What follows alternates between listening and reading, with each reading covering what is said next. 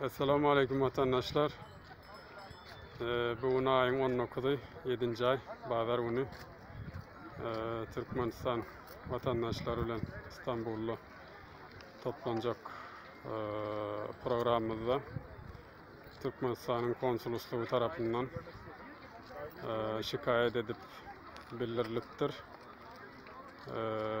Şimdi 60'a yakın, 60'tan uğrak dediler. Polis karakoluna Türkmenistan vatandaşlarını o yere aldılar.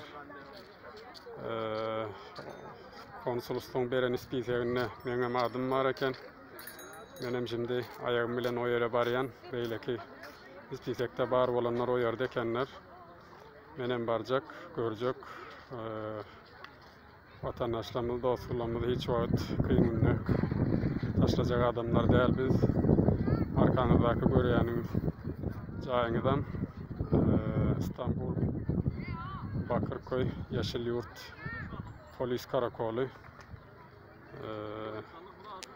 eğer bu yere giyilenmen saat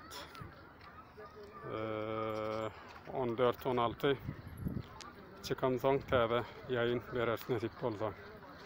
Sağaman oturun, sağlığınız, evimizde taşağınıza bereketli olsun.